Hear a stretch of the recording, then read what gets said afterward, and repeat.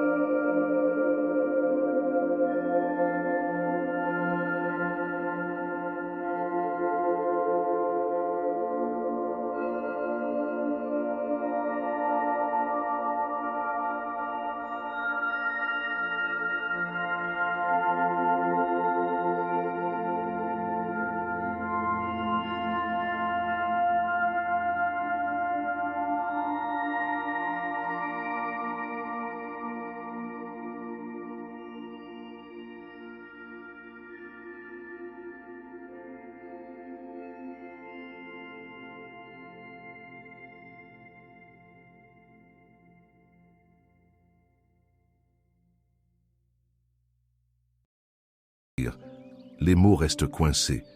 Ton regard se fige sur son visage, comme s'il te devenait étranger. Tes mains tremblent légèrement tandis que ton esprit rejoue sans cesse la scène.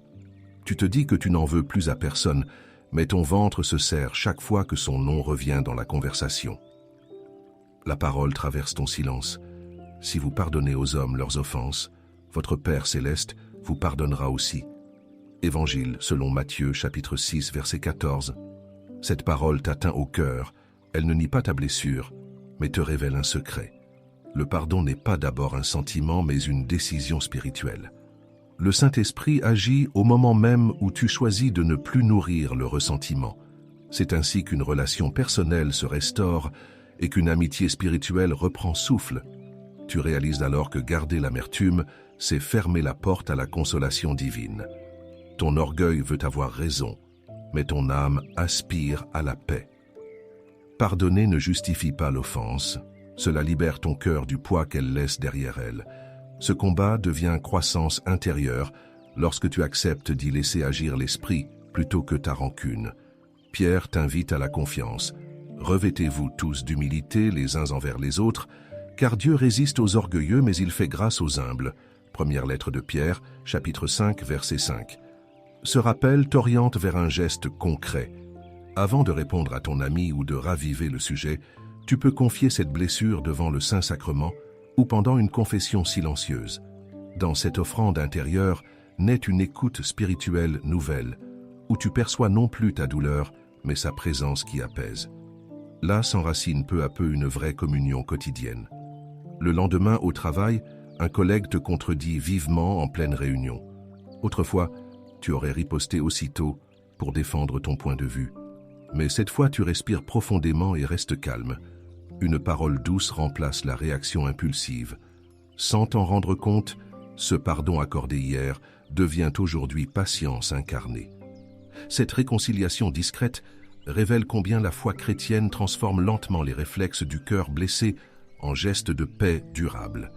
L'Église te rappelle que le pardon n'est jamais une faiblesse, mais une victoire cachée du Saint-Esprit en toi. Ta relation avec Dieu s'approfondit chaque fois que tu choisis d'aimer malgré tout. Et déjà ton âme s'apprête à accueillir la clé suivante. Faire silence intérieur quand la prière semble vide et demeurer fidèle dans cette présence qui ne déçoit jamais. Marchons avec la 6e clé. Faire silence intérieur quand la prière semble vide et rester fidèle. Tu connais cette fatigue qui ne vient pas du corps, mais de l'âme. Tu pries, tu invoques le Saint-Esprit, mais les mots semblent s'éteindre avant d'atteindre le ciel. Dans cette sécheresse, tu te demandes si ton amitié avec le Saint-Esprit est encore vivante ou si elle s'est simplement endormie sous le poids de la routine, et si ce vide n'était pas un éloignement, mais un appel à une communion quotidienne plus profonde, fondée sur la confiance plutôt que sur le ressenti. À la caisse d'un supermarché, la personne devant toi tarde à ranger ses achats. Tu soupires intérieurement, fatigué de tout ce qui traîne et de tout ce que tu portes en silence. Tes pensées vagabondent vers tes prières, restées sans réponse. Ton cœur devient lourd et distrait. Tu aimerais sentir cette présence familière du Saint-Esprit, mais tout semble éteint. Une lumière biblique éclaire ta situation. Ton Père qui voit dans le secret te le rendra. Évangile selon Matthieu, chapitre 6, verset 6. Ce verset te rappelle que la relation personnelle avec Dieu se vit souvent dans l'invisible et la discrétion. Ce n'est pas parce que tu ne ressens rien que l'esprit est absent. Il agit dans le silence même où ton âme persévère. L'écoute spirituelle commence précisément quand tu restes là, sans chercher à remplir le vide. Tu comprends alors que cette lassitude est parfois une purification du cœur. Le Seigneur t'apprend à aimer sans retour immédiat, à demeurer fidèle, même quand rien ne bouge. Le silence intérieur devient un espace d'humilité où se forge une amitié spirituelle véritable. C'est là que ton amour se dépouille de tout calcul pour devenir simple offrande. L'apôtre nous encourage. Réjouissez-vous toujours dans le Seigneur. Je le répète, réjouissez-vous. Lettre aux Philippiens, chapitre 4, verset 4. Cette invitation ne nie pas ta lassitude, mais t'appelle à demeurer tourné vers Dieu malgré elle. Peut-être pourrais-tu t'arrêter un soir pour un court temps d'adoration devant le Saint-Sacrement, sans parole ni attente, juste pour lui dire ta fidélité silencieuse. Dans cette communion quotidienne, offerte sans condition, la paix revient doucement, comme une brise discrète. Le soir venu, chez toi, tu éteins les écrans et restes simplement assis dans la pénombre. Aucun mot ne sort de ta bouche. Seul ton souffle accompagne ta prière muette. Et soudain, tu perçois une douceur tranquille, non pas une émotion forte, mais une certitude paisible. Il est là, même quand tout paraît vide. Apaisé par cette vérité, tu découvres que la foi chrétienne mûrit dans ces instants dépouillés, où seule demeure la présence invisible du Seigneur. L'Église te rappelle qu'à travers ces silences prolongés se construit une relation durable avec l'Esprit de Dieu. La vie intérieure s'enracine non dans les miracles perçus, mais dans la fidélité persévérante du cœur aimant. Et déjà ton âme se prépare à accueillir la dernière clé, faire confiance sans comprendre et marcher enfin en paix. Clôturons avec la dernière clé, lui faire confiance sans comprendre et marcher enfin en paix. Certains matins, tu te demandes si tu auras la force de continuer à croire quand rien ne se déroule comme prévu. Tu sais que le Saint-Esprit t'accompagne, mais tout semble flou, comme si la lumière intérieure s'était voilée. L'amitié avec le Saint-Esprit se heurte alors à ton besoin de contrôle. Tu voudrais comprendre avant d'obéir. Et si la vraie maturité dans la foi chrétienne consistait justement à avancer dans l'inconnu, porté par une confiance nue? Devant tes enfants, tu sens que tu as encore élevé la voix sans raison valable. La honte monte aussitôt. Ton cœur se serre et tes mains tremblent légèrement. Tu aurais voulu être plus patient, mais tu te sens dépassé. Dans ce tumulte intérieur, une question s'impose. Comment accueillir la présence divine quand tout en toi résiste au calme? Une parole du Christ résonne en toi. Ne crains pas, crois seulement. Évangile selon Marc, chapitre 5, verset 36. Cette invitation traverse tes doutes comme un fil d'or. Le Seigneur ne te demande pas de comprendre chaque étape, mais de rester relié à lui dans la confiance. La relation personnelle avec l'Esprit se construit précisément quand tu lâches prise sur ta logique humaine pour t'abandonner à sa sagesse. Tu découvres alors que vouloir tout maîtriser ferme la porte à la paix. Ton intelligence veut des explications. Ton âme réclame simplement une présence. Croire sans voir n'est pas faiblesse, mais fidélité active. C'est dans cet espace d'abandon que l'amitié spirituelle devient réelle et féconde. Saint Paul écrit aux croyants « Nous marchons par la foi et non par la vue ». Deuxième lettre aux Corinthiens, chapitre 5, verset 7. Ce rappel t'invite à faire un geste concret de confiance, participer à l'Eucharistie même quand ton cœur reste silencieux, ou t'arrêter un instant devant le Saint-Sacrement sans attendre de signes visibles. Dans cette communion quotidienne vécue par pure fidélité, naît une écoute spirituelle nouvelle, celle qui choisit d'aimer Dieu pour lui-même. Plus tard, en retrouvant un ami autour d'un café, il te confie ses propres incertitudes. Au lieu de chercher des réponses immédiates, tu l'écoutes calmement et dis simplement « Je ne comprends pas tout non plus, mais je sais qu'il est là ». Ce partage sincère devient semence de paix pour vous deux. Preuve discrète que ta confiance s'est enracinée dans le réel. Et dans ce silence enfin habité, ton cœur comprend que la foi chrétienne n'est pas un parcours clair, mais une marche confiante, guidée par l'Esprit vivant. L'Église t'accompagne sur ce chemin, où chaque oui ouvre un espace nouveau de liberté intérieure. L'amitié avec le Saint-Esprit devient alors ce lien doux et solide qui transforme tes peurs en abandon paisible.